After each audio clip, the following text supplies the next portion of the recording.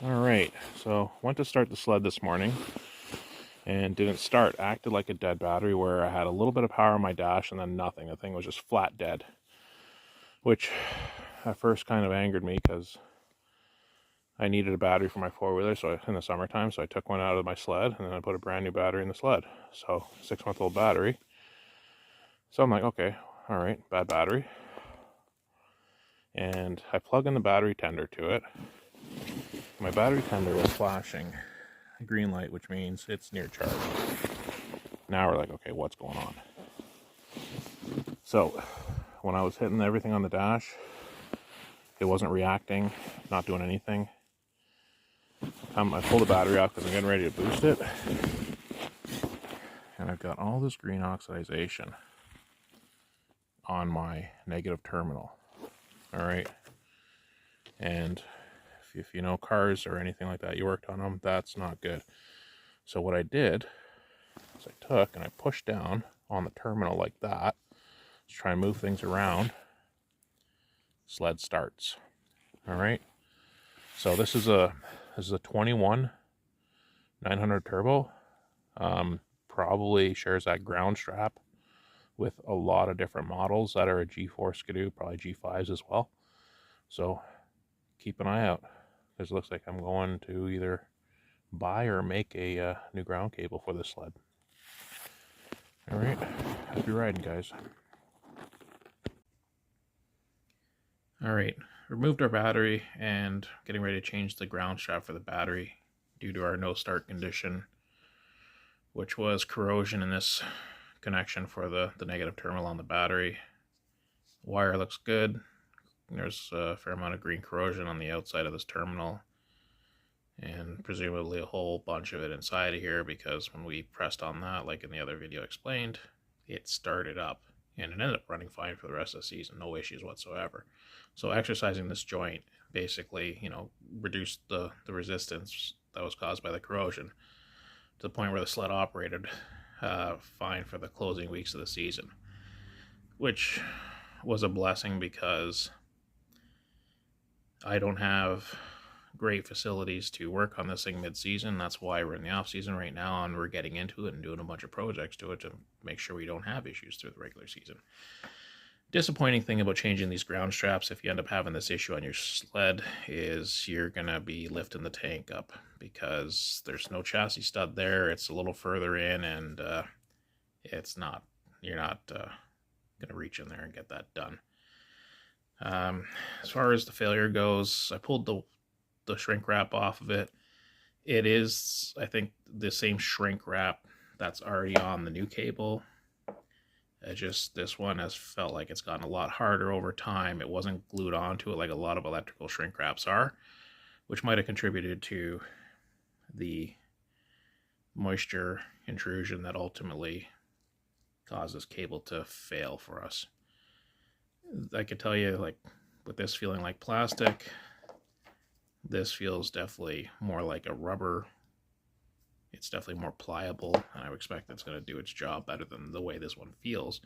But I don't think that, I would bet that they're not different because they have the same print on them.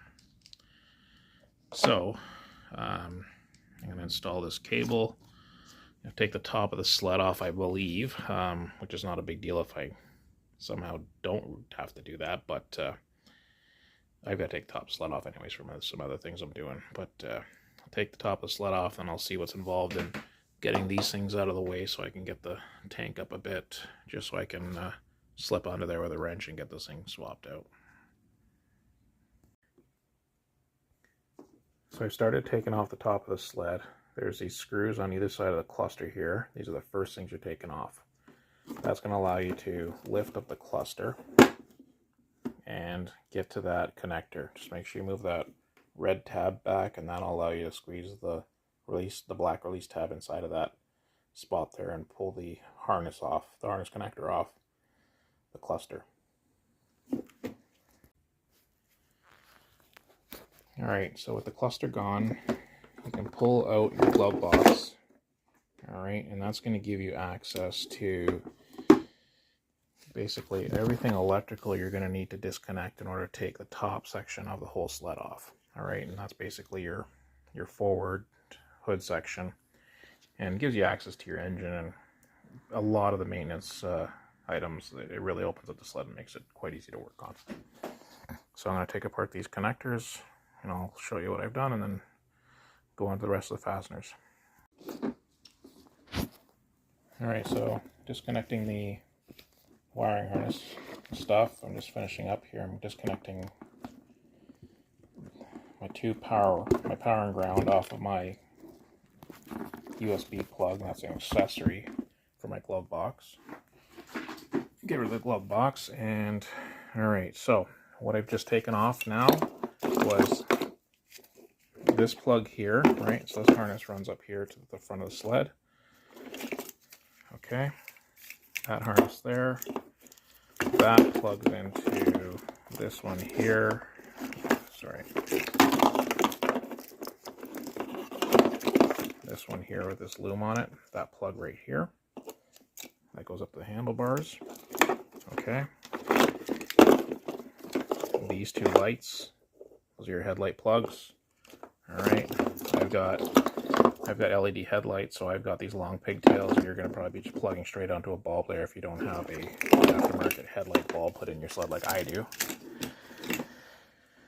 Alright, so I've got my plug here for the accessory harness connection here for that accessory connection here for my USB plug in my glove box. That's just zip tied on there. That was an add-on.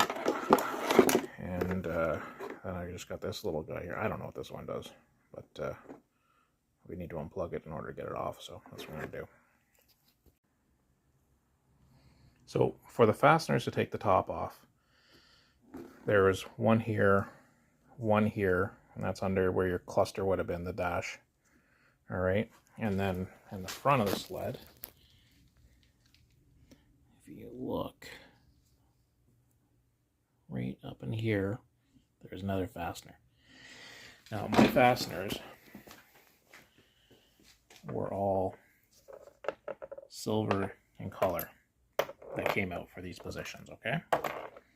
Now, there's some black ones that are nearby, especially on the front ones, but that's not them. All that's left to do after that, take the top off, is you got to loosen this clamp, which I've already done, and that's the air intake that goes from basically the air intake from the top of the hood. Separate that, and then you will have the front of the sled ready to come off. And I need both my hands to do this, so unfortunately I can't show you that, but basically you kind of come around from the front of it, grab the back area like along there, kind of pull it away, and then pull the whole front of this thing forward, because it has like little channels that it rides on, and it's got to slide off of the channels. The fasteners just keep the hood located. The channels are what keeps the hood on. And that's it. Hood's off. And now we have a lot of access. Hood here. Somehow bent my intercooler. Guess a stick or something went in there and bent it coming out. That's awesome. Alright, so back to the back of this sled. We're going to have to now dive into removing this tank shroud enough in order to get these off, to get some lift out of this gas tank so we can get that ground strap off. And I'll let you know when I find how to do that. So next I'm removing this rear bezel. Contains the switch on the 4-stroke for your performance modes, your key. First thing I had to do was take the fuel tank nut off. Probably a special tool that utilizes the holes, but I was able to just like use my thumbs and really press firmly and rotate it counterclockwise, and it came off. So that wasn't too big of a deal. And then after that, in these holes here, there was these 8mm nylock nuts on both sides there and on the opposite side, and then come up front here. These connections were snapped into these holes here, just kind of like a push and lock in. So I just got in there with a screwdriver and was able to just pop them, and they released. And same goes for down here. This is clipped onto this frame rail that I guess doubles as the fuel tank support. And again, you got to get in there with a screwdriver and just lift that rear tab down in order to pop them off. Then you take both sides of it and span it and pull it off. Alright, so that's got it loose. I've got a few things I got to work through here at the front and take it all the way off, but I'm getting there. Okay, I got that bezel off as far as I need it. I left all the harnesses on the same side. It's a little bit tight with this brake cable. Disconnected the key, the desk plug out of there in order to kind of pull it back and let it roll over. All right, I'll get rid of this brake cable here. Just give us a little more room. All right, now it's right out of the way.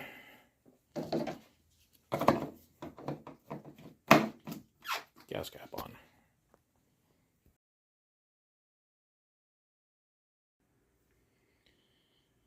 Right now we're moving these frame rails that go down from the tunnel right up to the steering stem. Okay, so there's two fasteners.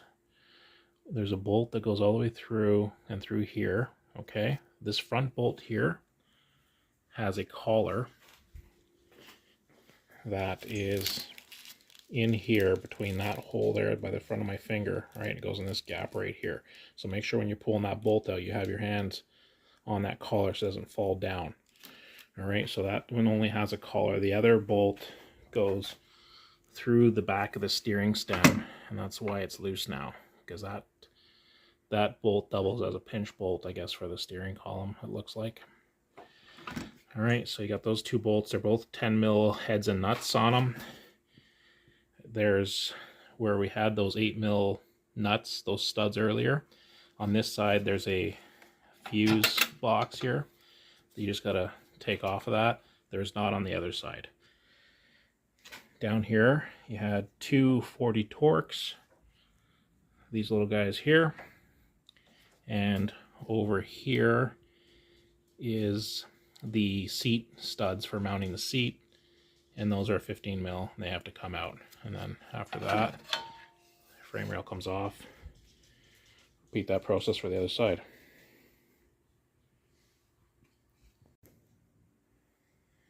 With both rails removed, it exposed these 10 millimeter head mounting bolts for the tank.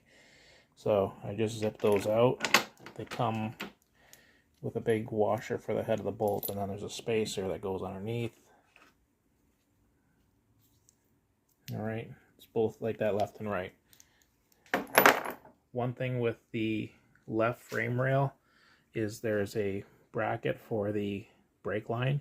It's riveted on, so I'm not messing around with that because I don't need that off in order to do what I got to do.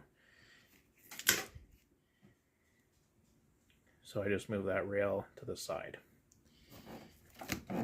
And looks like now my fuel tank's loose.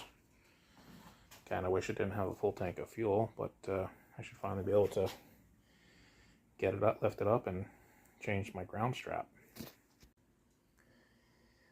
Now that the fuel tank's loose, the stud is accessible, but instead of it being a fixed stud, it is spinning on me. So we need to have a look inside and see what this fastener is.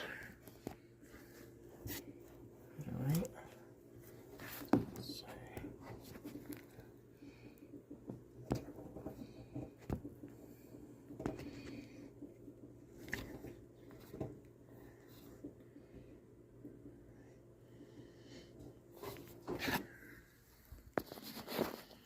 And I think that's a 10 millimeter bolt head that's in there.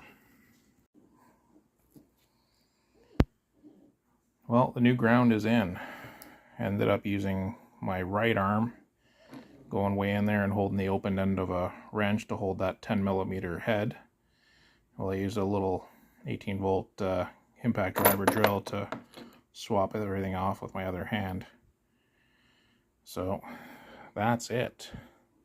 That's the whole sled torn down to change that ground strap, because I can only see that much of it. All right. Thanks for watching, everybody. I hope you guys find this helpful, because I know, as someone who does a lot of work on my own things, I find information like this helpful myself when I can't find it. So hopefully this lets you guys know what you're in for when you got such problems and you want to tackle them yourselves. Take care.